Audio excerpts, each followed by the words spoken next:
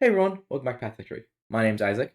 Today we have a little bit of a short video talking about a new detachment that I think is probably a little bit underrated. It has some really interesting power in it, and that might have been overlooked at first glance. And that's the new Iron Hands detachment, Hammer of Avernii. Now, when this detachment came out, it was kind of a little bit of a laughing stock, right? We were kind of expecting Iron Hands to come out with an improved Iron Storm, which is the shooting vehicle detachment, which is what Iron Hands are known for, and yet we got this haha funny silly Terminator detachment, which everyone kind of pointed at, laughed, like, oh, we're supposed to the broken Iron Hands, and then we kind of moved past it. But I think this detachment actually has some pretty interesting sauce in it, and I kind of made this video to kind of go over this.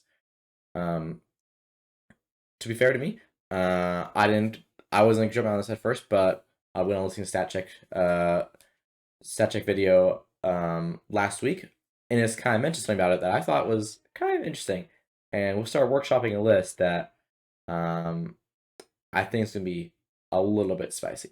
Before we get to this, kind of just go over the attachment as a whole, so we kind of get a good idea of what we're working with before we get to those data sheets. First off, the detachment rule is really simple. Same thing we see in the updated First Coming Task Force. It's that reroll once to wound on your Oath of Moment. Reroll once to wound on Oath of Moment is a very, very significant buff to the damage output. And it's basically one of the main reasons that this list that I'm going to propose here is kind of viable. Adding reroll ones to wound just makes your damage go from, oh, I kill you, to like, oh, I really kill you. Because that +1 wound, 4 rolls to hit, rolling ones, you point at something, it is going to die pretty much no matter what. And the best part of the detachment is you get 2 of those. As we'll go a little bit when we go over the units, the new Iron Hands character, if you include him in this detachment, gives a second oath. And as we've seen throughout this edition, especially with Gilliman, the double, as he got that buff that got him the double prime mark ability, having 2 oaths a moment is really, really good. And this is also kind of good in a unique way, well, also a little bit worse. The unique part is you don't, so unlike the Gilman aura, you don't select this immediately in your command phase. You select it when you destroy your first Oath of Moment target, which gives you some of that flexibility you don't have with Gilman. With Gilman, you kind of have to plan out, well, I'm not sure where I'm going to need that damage. But you shoot your Oath of Moment target, you kill it, now you're going to know exactly how much damage you have left on the field and where you need to combat. You need to get rid of a cultist unit, get rid of a big second Death Star that you were trying to kill. And that makes this really powerful. Well, it is a little bit worse because unlike Gilman, where you just pick and choose at the start of that command phase, you have to have line of sight with Canic Bar, which can be a little bit difficult, but I'm going to explain a little when we get back to the data sheet. It's probably not as hard as you think it might be. Running through the enhancements, for the list of archetype we're discussing here, none of these are particularly useful. You have the +1 attack, the +1 OC, there's a funny Battle Shock one. None of those are useful here. And we also have one that brings back Terminators, which is a good enhancement. It just Terminators kind of suck in Space Marines right now. Hopefully we'll see an improvement with the new data sheet coming out this coming weekend. But right now, I don't really see a reason to run this. Unless you're doing haha funny 30 Terminators for a more of a casual list. Going to the strats, again, it's honestly not that inspiring. The first few strats that really armor attempt, probably honestly the most important strat in this attachment, just because of that improved durability. And we're going to be taking a lot of vehicles here, as we're going to soon see. You have 2 combat buff ones that are they're not too bad. The first one's going to be a +1 to hit if you're both starting, and +1 wound if you're half, which works basically on Dreadnoughts and Terminators. On Dreadnoughts, that is a pretty substantial buff. The only unfortunate part is, unlike some of the other buff strats, in Iron Storm, you have this the stratagem you'll spend that gives Dreadnoughts +1 to all their stats. This one is just for that single phase, so it doesn't have that same efficiency as you'll get from the +1 to all stats you get in Iron Storm. The next one, which is also a not too bad buff, is lethal or sustain in combat. And when you're swinging with Redemptor Dreadnought, sustain hits on that profile, especially with Oath of Moment, it can be pretty good, especially with that high strength characteristic already and high damage. It does have one unique caveat you should watch out for, though. It is only, for some reason, in your fight phase only, so you can't use this as a reactive strat if you're in ongoing combat or against someone when they're charging into you, your Dreadnought lives, you have to only use it on your like offensive turn. Running through the other strats, we have a not too terrible strat, which gives sticky for Dreadnoughts. This one's timed in your movement phase, so it is after you've already scored your objectives, you can sticky it and then walk off it. And one thing to know about this is you have to already control the objective, so you can't walk onto objective and use it. You have to already control it at the end of your command phase to use a strat. So that's something to keep an eye out for. The last strat is a very, very unique strat that we don't kind of see very often. It's -1 damage in combat, which, if you've seen it, it's very powerful. Especially like stuff like Berserker Warband, where you get -1 damage in the fight phase. And this one's only 1 CP, which kind of looks like a bargain, but it does have this kind of weird restriction where it's used against something that charges you. So again, can't use it in the ongoing combats, and only against that charge target, giving them the -1 damage. So it doesn't work against multiple things. It has some restrictions, but it is a solid strat. Unfortunately, in this list, we only have 2 units we're going to use it on, which I'll explain while we're doing that again in just a moment. And the last strat is a 1 CP strat to pick up a Terminator unit and put it back in reserve and bring it back down next turn. Again, it's not a crazy strat, but it is kind of useful for scoring, which we're going to take advantage of in this list construction. So let's get to the list. The reason that I was interested in this list is, as you probably always saw in thumbnail, is the Indirect. The specific buffs that Detachment provides from its Detachment roll synergizes really, really well with Indirect. Reloading 1s to wound on that target means that like if you're full reloading hit, you're +1 wound, you're reloading 1, that means that Indirect damage is going to convert fairly significantly. You're not going to worry about rolling like 4 1s to wound after you get their hits through and like only hitting your opponent 2 saves. You're going to hand quite a few saves to them, and it's going to start adding up. Which you're going to see in this list, we have 3 different Indirect pieces. Also, having that double oath means that you can oath something behind a wall, shoot with Indirect, and then when it dies, you oath something in front of all your Redemptor Dreadnoughts and other tanks, which means that you can kill something behind the wall, something in front of the wall super easily. So let's go over the list, just starting from the top here, with this whole package built to support this Indirect platforms. Starting from the top, we have Canic Far. The reason he's in this list is for that double oath, and besides that, he doesn't do a ton. He gives 1 unit scout, which is going to be most often the intercessors to sticky a home field on a map that can do it, like Search and Destroy, or put on the infiltrators, give them a little extra movement when they're setting up for those actions. Because Scout and Infiltrate is a very, very good combo, and most armies that can run something like that do run it. He also redeploys 1 unit, which often is those infiltrators that are going to spread out, block out your opponent's infiltrators, and then pull them right back into your safe objective after you've already finished deployment. And then his final roll, it's just a mild combat buff, giving sustain or lethal against the correct target in combat, which is not too bad on him because he had that 5 attack power fist or a 10 attack sweep, which is a pretty decent combat profile. And honestly, the most important rule that this guy has, besides that double oath, is his 5-up Feel No Pain. This guy is going to get shot. He has, as you can kind of see on the list here, he has nothing to protect him. He is just standing there all by himself. So having him here giving a 5-up Feel No Pain makes it so it's a lot harder for opponents to just like snap out of existence. With a 2-up save, a 4-bolt save, and a 5-up Feel No Pain, he takes a real unit to kill, not just like a skirmish, like jump back intercessor unit. He actually takes like real damage to kill. And as we saw that earlier, that -1 damage trap, putting it on him means like if someone's charging in with like a 2 damage melee unit, I don't know, like say like what's a good example here, like a Sword Brethren unit. They charge in, give -1 damage, and you're all of a sudden you AOC him. He also saving on 3s, 5 general pen against this. He probably doesn't die. That means he can fall back next turn and then use that double oath the moment. And then he invested a real unit to kill this thing that really should have been probably going towards those tanks. The next unit we have on the list is Combat Lieutenant. Enough said about him. He's a very, very solid unit, especially getting that real 1s to wound, like stacking those buffs up over time. Funnily enough, you can pick your opponent's home field with this unit. So if you think it's going to be a really indirect war where you're shooting their home field every single turn, maybe don't have the budget for the oath on that, giving it there so you real 1s to wound on their home field is, I think, it'd be kind of funny. The next 2 units are probably some of the weirdest units, both of which inextricably inspired here for this list. First is the Phobos Libby. he's going to go with the infiltrators and give them 12-inch lone operative, which is a very, very powerful rule. He's not very popular because he is, like, he is a 70 points-ish, which is basically an entire extra trash unit.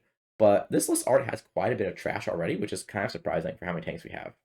We don't really need another trash unit. So putting with those infiltrators gives you like a new toolbox thing of that 12-inch lone op that you can put on your expansion objective, and that's really, really helpful.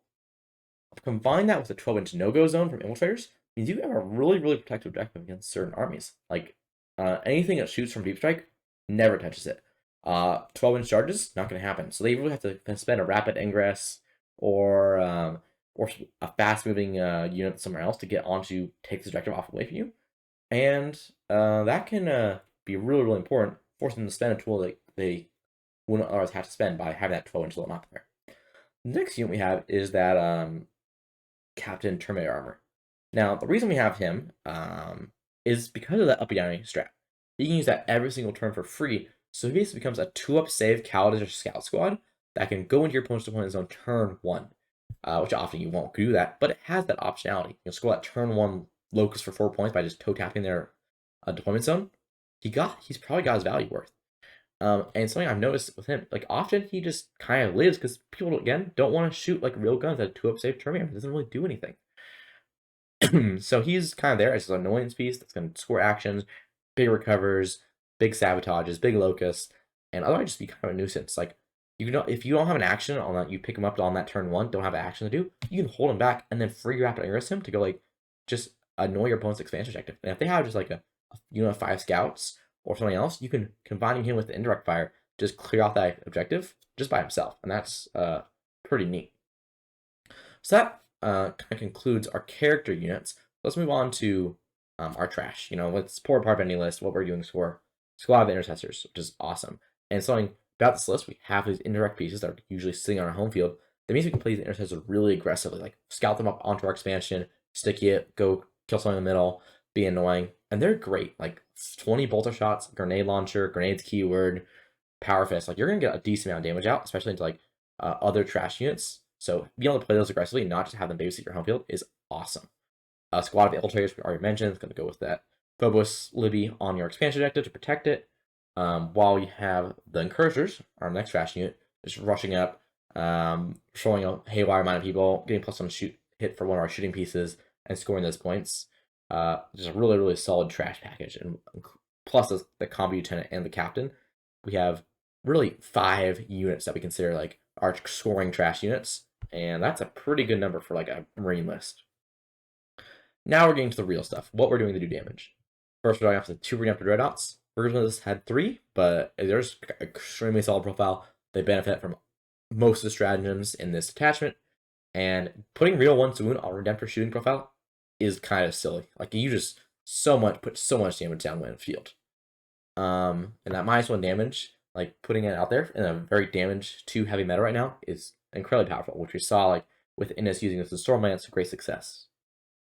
But I did go down from that 3 to 2 because I was finding one kind of weakness of this list. It was like, if someone had like, let's say I'm playing Knights, I have a lot of shooting, but it's a lot of relatively low strength, and even with +1 wound, you're only going to forced wound, which is not a great breakpoint, especially the big Knights. You really want those like giant damage to like hit them, and since we're not running Gilmore or Calgar on those, so we don't have ability to like run up, punch a Knight to death in melee. So that's why we're including this Vindicator. The one Vindicator here is incredibly useful to just point at a big target with your Oath of Moment and say, that thing is dead. Because you're going to be hitting on 3s, full reels to hit, hitting on 2 Incursors, wounding on 2s into basically every single target in the game, reeling 1s to wound as well. So you're just like, it's a ton of damage that you can just point at that big target and say, die. Like the point at the big knight, the wraith brick. Like, even if it's not going to kill it, you're basically going to take a big chunk of this that Redemptor Dreadnought couldn't do by itself. So that's why we chose to include it here. The next part of that shooting package, and the final part, is for that forward shooting, is the Hammer Strikes. Hammer Strikes, as we saw in the Stormlance variation of this list with the Redemptors, are very good. They move 14 inches. They have a real shooting, like that Melta gun is a good Melta gun. And ignoring cover is a super relevant buff in basically any shooting list, and especially in this shooting list in particular, which, as we move on to the Whirlwinds. 2 Whirlwinds here. The list originally started out with 3, but went down to 2, which we'll just see why in a moment. We're basically pointing these at your opponent and saying, we're basically giving you 2d6 plus 6 plus blast, damage 2, strength 8 shots, hitting you every single turn, and there's not much you can stop it. With 4 rolls to hit, plus 1 wound, reloading 1 wound. Anything that's infantry, you're wounding on 2s, reloading 1s. Anything that's like a light tank, you're wounding on 4s, reloading 1s. It is just incredible amount of damage you just like shoot out that people are not prepared for right now. Like, Indirect has been out of fashion for quite a while, so a lot of the anti-indirect pieces, like the lots of lone ops, like the transports, people are kind of like not running as many as they used to. So this is basically one of the big reasons why I think this list might actually be real. And finally, rounding it out, we have that Desolation Squad. Originally, this was a 3rd Whirlwind, but swapping Desolation Reams, specifically when using this list on WTC, is basically a strict upgrade. Because you lose, obviously, the plus 3 shots on the Vanguard launcher, but Strength 7 and Strength 8 are very similar profiles, especially with the plus 1 wound. Like, usually, it's going to hit the same breakpoints. On WC in specific, you're going to have the rule of Plunging Fire, which, while not a rule you normally think of, on WC terrain with Desolatiors, Plunging Fire is incredibly powerful. Basically, Vanguard launcher goes to AP2, ignore cover, so often you do like more damage than the Whirlwind, because often the Whirlwinds want to ignore cover, but you know, you can't always get the Hammer Strike onto a unit to give ignore cover. So having the ignore cover built in with AP2, 2 damage is very good.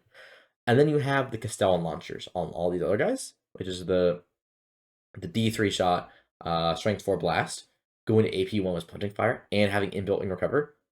You just murder trash. Because someone you notice this list, like, we have a lot of anti-tank, so having a unit that you can point at the cultist unit behind the wall and say die is very good. Because you're getting the blast from every single model. It's gonna basically, if you oath it, you're gonna kill the cultist unit behind the wall every single time, which means you're killing those trash units every single turn, while all your big tanks and Whirlwinds are killing the real units. Now, some things to watch out for this list is, main thing is that double oath. Like, line that up every single turn is super important. And planning where your Mechanic Var is going to go every turn is how this list is going to succeed. Like, hiding him in weird corners where, like, it's really hard for your opponent to get to him, putting him behind Dreadnoughts so that they're forced to shoot the Dreads with their big stuff instead of shooting the tank character right behind them. So watching out for that is really important. Making sure Mechanic Var has line of sight, that is, as confirmed from Art of War people that have done the full review of this, it require to have line of sight when you're retargeting that oath, so make sure you're watching out for that. Other thing to watch out for is a lot of these strats have really weird timings, like the fight phase is only being in your fight phase, -1 damage in the charge. Make sure to keep those down. But overall, I think this list has a lot of strengths. Like, this list murders Marine mirrors. Like, it just destroys them. Like, it's so hard for Marines to function with getting hit with Whirlwinds every single turn.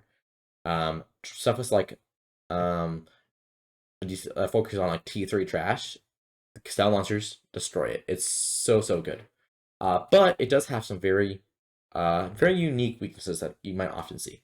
The current most popular Marine lists, Shadowmark, Gladius, and Stormlance, all have ways to function if you're tagged. You have ways to fall back and shoot, fall back and charge, depending on attachment. And all of them also have ways to like advance to do stuff. This list is not. It has very predefined threat ranges. So you move 3 Emperors or move 8, and that is it. They have no way to move faster, no way to fall back and do things. So a very real weakness list is pre-measuring and getting tagged by stuff. So making sure you're like maximizing your placement and make sure that doesn't happen to you is super important. Make sure your Emperor can get over that line to see their expansion. Make sure that your Vinegar can toe the terrain and see across the little corner that it can barely pass over. Make sure you measure that out first before you get to your turn and realize, oh, I'm an inch short and I don't have an assault stratagem to use, is super important. And then also, like, kind of spreading out your stuff so you don't get tagged by a single cultist unit and lose your mind. You can fight around, like, if 1 or 2 of your tanks get tagged, you can fight around it. Like, Vindicator can shoot in combat, Redemptor still punch fairly well. You can charge in like your Cursors with Oath, and they have decent amount of combat, like Canning Var, the Tremere Captain, like you have some melee. But if like all your tanks get tagged because you like just went too far forward, that is a huge losing condition of the list, I think. That is probably the biggest weakness of this list. And if you see why this list doesn't catch on, it's probably because of that. But I still believe in this list. I think the power of the indirect that people aren't really like prepared for right now is gonna be super, super impactful. Especially on WC terrain where you can get the punching fire. And then kind of going over this list, let's switch over to a practical example over in TTS. All right, here we are in TTS. So we can see the list we just talked about in all its glory with all those things here. The tanks, the infantry, the scoring, all this. Or I have some practical examples showing 2 different terrain formats and how like this list kind of functions. Start on the map that is worst for is that these GW maps. Because on GW specifically, you do not have that plunging fire, which is part of the reason Desolation Remains are so good. I would maybe take a real consideration if you're running on GW to swap the Desolations back to that third Whirlwind, but I think still personally, I still think that having that Castellan launchers into those trash units is probably still worth the trade-off, but it might be down to your personal preference here. So looking at this map here, we see basically 2 things. Like the 2 main things to look at for is where you're putting the infiltrate brick and where you're putting the Desolation Remains. So the infiltrators here, if you win that first turn roll off, can basically completely spread out right here, and just kind of like say your opponent doesn't get to infiltrate behind this wall. You basically get to put them out here and spread them out like so, and say you don't get to infiltrate in your infiltrate hole. And if you want to do the same to me, and you don't have redeploys, I'm totally fine with that because I'm gonna line up a bunch of Redemptor shooting just like right over here and shoot the unit you used to block me. And if because of that threat, basically no one's gonna do that for you. So you can use that redeploy and put them down over here to basically hold on to your expansion objective. Notable on this map, one tipping point, what you can do is like put a model right here, and with that 12-inch loan op, it is incredibly hard for people to actually interact with that because the 12-inch loan operative is like over here. So if someone wants to interact with you, they have to get to that line to actually see you. Which basically going to be like basically like this here. They have to go over this terrain feature here in front of your entire army. Like no one's going to be like clipping a line to like shoot your 1 unit you have on here. It takes real effort to for them to actually get into that. The next thing to really watch out for is Desolation Remains here. So Desolation Remains are an indirect piece, but they're a very vulnerable indirect piece. They are Marines. They are like T4 Marines with no way to fall back and shoot. And so they're a lot more vulnerable than these Whirlwinds, which you kind of just basically put wherever they have a 72-inch range, can reach all from the board. The Desolation Remains are only 36-inch range. So basically finding a good place to place them is super important. So on this map here, you can probably place, usually like the default position is somewhere around here, right? Like you don't want to put them too far back because you want that 36-inch range to basically reach their expansion objective and their home field, like reach both of these here. If they are paying attention, they can probably put like a trash unit like right here on this very edge. So that is something to watch out for. Usually treat your Whirlwinds and Vanguard launcher with longer range at that, but your Stellar launchers probably won't reach that position there. But only do this if you know your Desolation Marines cannot get tagged. Like if you're playing aggressive melee army, that's gonna like stage a rhino here, put it here, and then jump out 9 inches, and then charge, advance and charge, kill your Desolation Marines. That's 200 points that you want to be using the entire game just completely dead. So in that case, you probably want to play them way more further back, like somewhere like back here, where you can still reach their expansion deck with that 36 inches, but you're much less risk of being like tagged. On this map specifically, you can also put them on this flank here if you think that's more important, because this flank in general is the one protected. Place them inch off the wall on GW, because on GW formats you can't be tagged if you're inch off the wall, and still threaten basically their safe rune here. But in general, you want to be on the side that can hit their expansion, because that's usually where you're going to be putting like their main scoring pieces to hold on. So if you can basically whittle that down every single turn, you have to put real units on its objective, where then you can go ahead and take that Vindicator, that Redemptor, basically push them out and shoot their expansion objective. Besides that, there isn't too much to say about GW. Like it's very standard. Most people watching this video will have experience on this terrain format here. The one thing to talk about is that Canning Var. Like he is a little mega guy. Like put him on weird corners. Like put him like say like let's example here. They have a Wave Serpent right up here on his objective. You put your oath on the unit behind the wall here. You kill the unit of rangers they have on their home field with your Desolation, with your Vindicator or Desolation Marines.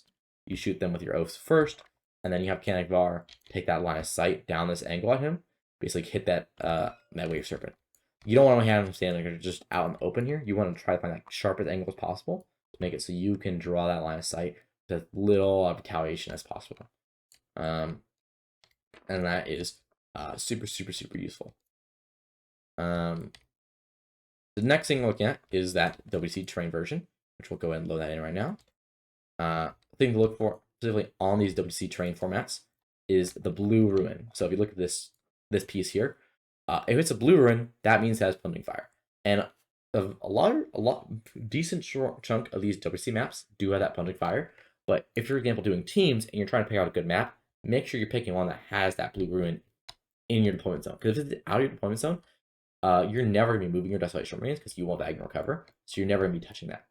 But on this map here, this ruin is in our deployment zone. So what we can do is put our Marines on this top floor here. And this is going to be over 5 inches tall. So we will get that the weird plunging fire roll. And they can basically reach most of the map here. Make sure to put the Fengor launcher towards the front so his 48-inch range can basically reach the entire board. Nothing to watch out for there. But say we're putting them down here. Pull out to this map. And basically this unit here, 36-inch range, can reach basically everywhere. On a few maps, I think one of the more relevant examples is the Crucible maps, like where their big ruin is like against the Crucible line. You can reach your opponent's deployment zone with the Skeleton launchers completely. Like unlike the GW map, there's no way for them to not stay on it and get shot. This one is not quite that taking map is not quite that generous, but you can see here the 36 range basically reaches so far out, covering with that extra AP ignore cover. So this map here, I would say, is a very strong map for this this list, because basically you put these Whirlwinds back here, like this. You put your Redemptor Dreadnoughts. You can be a little bit more aggressive with these guys because, especially depending on the army, they don't have like very long shooting. You can kind of like tuck them in. Like we're playing out right, the only shooting range is like 18 inches. Like you can deploy here like just completely fine. So like this. Put another Dreadnought down over here, trying to make sure to make the line as awkward as possible. Shoot out the middle here. We're looking at this. Basically, your tanks can reach every single objective, and a 1 or 2 safe parts to objective, like generally it's like a little bit safer to touch by hanging on this wall. You can indirect them and just kill them completely with 72-inch range Whirlwinds. So look at the two. So looking with those, I played quite a few games with this already, about 10. And I've lost a handful. 2 of the games that I did lose versus, I lost just barely versus the Emperor's Children. And I also lost pretty badly versus the best Eldar player in the world, Liam BSL. And he had a list that was fairly similar to this. He had 20 Swooping Hawks and more Dark Creepers instead of the Dire Rangers here, but General Pistols still apply. But when you're playing like versus Eldar, you want when you're picking these indirect targets, you want to hit like the most important pieces first. So probably one of the most important pieces in the Eldar match is Lycus. Like Lycus can move 27 inches and touch your home field on turn, like on turn 1.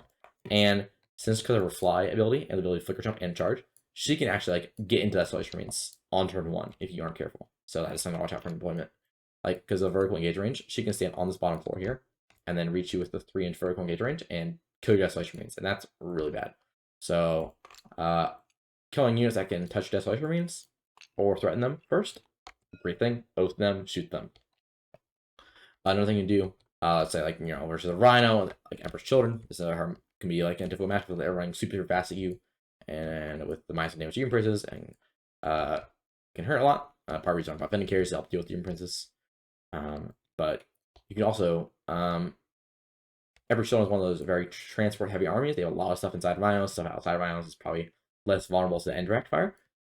Putting the indirect into the Rhinos is like it can be super useful, especially because you're plus and wound them. So let's say your first Whirlwind here, you have somewhere like your low number of shots option. You're spending a CP to reroll a number of shots just to improve it, because a lot of strats are very defensive in nature, so you're not using them very often, especially if you're shooting. So we're gonna get 7 shots into that Rhino there. We're rolling all of our hits to Oath. We're winning on 4s. We're rolling 1s. So we're usually doing like about 4 damage on average per Whirlwind. So without plunging fire, you don't kill Rhino on average.